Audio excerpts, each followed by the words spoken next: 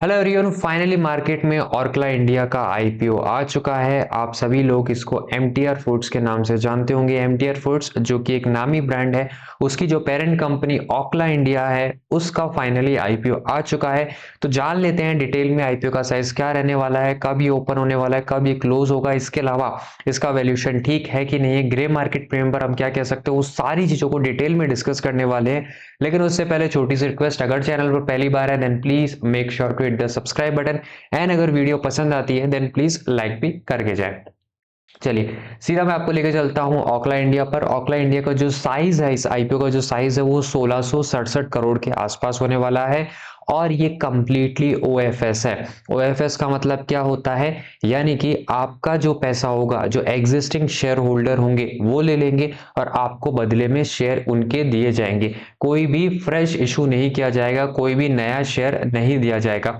यानी कि हम ये नहीं कह सकते कि इस 1600 करोड़ का यूज कंपनी अपने वर्किंग कैपिटल में करेगी या फिर कंपनी अपने एक्सपेंशन में करेगी। जी नहीं, इस 1667 करोड़ का यूज केवल और केवल जो एग्जिस्टिंग शेयर होल्डर है उनको रिलीज करने में किया जाएगा।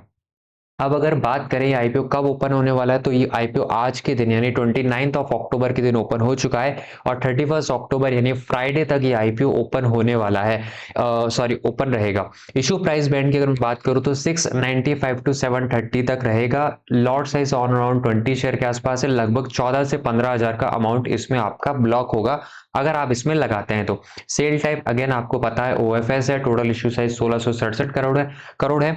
और अगर आप इसके एम्प्लॉय हैं तो आपको डिस्काउंट दिया जाएगा, ह्यूज डिस्काउंट दिया जा रहा है यहाँ पर, ऑलमोस्ट 69 रुपीज का, यानी 10% तक का आपको यहाँ पर डिस्काउंट ऑफर किया जाता है। इसके अलावा थोड़ा डिटेल में जानने की कोशिश करें एग्जैक्टली ऑकला इंडिया करती क्या है। देखिए ऑकला इंडिया 1996 में इनकॉर्पोरेट हुई थी and it's a Indian food company offering a diversified range of food products. मोटा मोटी समझने की कोशिश करें तो कंपनी फूड प्रोडक्ट्स में ही है।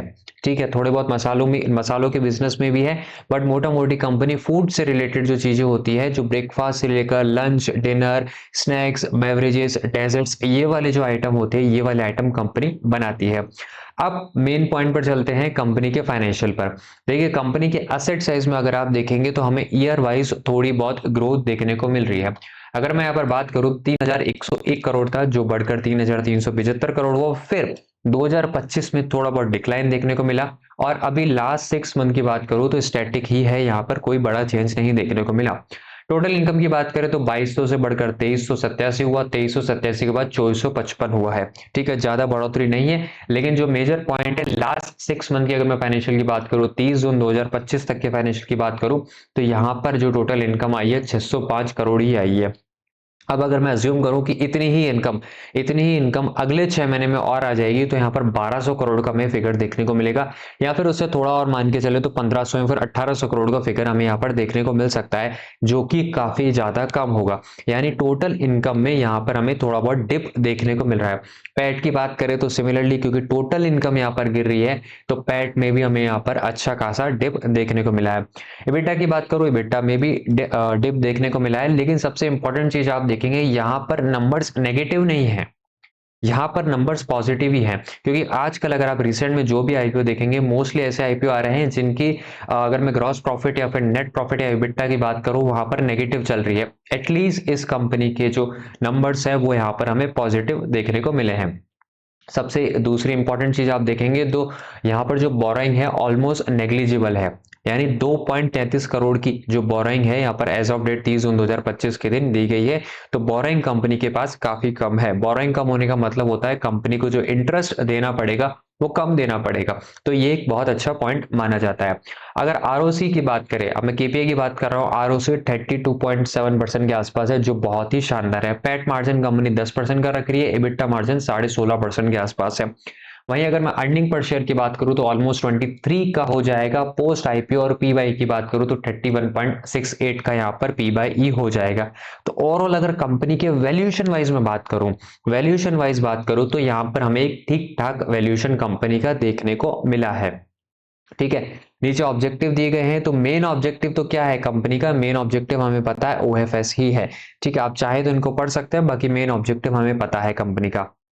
इसके अलावा सबसे इंपॉर्टेंट चीज आप चलेंगे, इसका जो ग्रे मार्केट प्रीमियम है, इसका जो ग्रे मार्केट प्रीमियम काफी ज्यादा इंपॉर्टेंट है, क्योंकि उसमें एक इंपॉर्टेंट चीज आप यहाँ पर नोटिस करेंगे।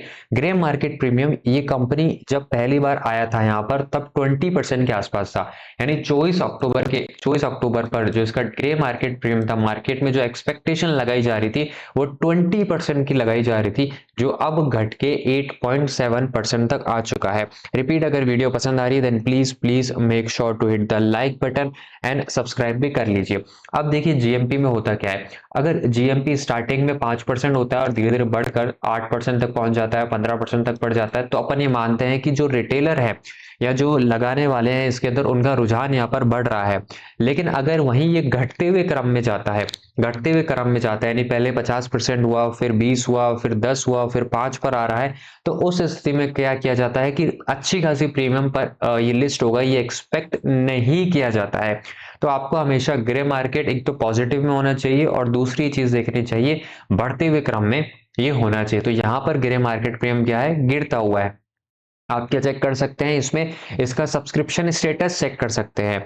अभी अगर मैं बात करूं, इसका सब्सक्रिप्शन स्टेटस 0.79 के आसपास है। थोड़ा डिटेल में अगर इसको देखेंगे तो रिटेल लेवल पर 0.9 सब्सक्राइब हुआ है, वहीं एसएनआई बीएनआई पर 1.4 1.77 और जो क्यूआई भी है वहां पर 0.02 का सब्सक्रिप्शन ऑलरेडी आ चुका है। एम्प्लॉय की तरफ से बढ़ चढ़कर यहाँ पर सब्सक्रिप्शन है 3.28 तक आया, ओवरऑल 7.79 के आसपास है।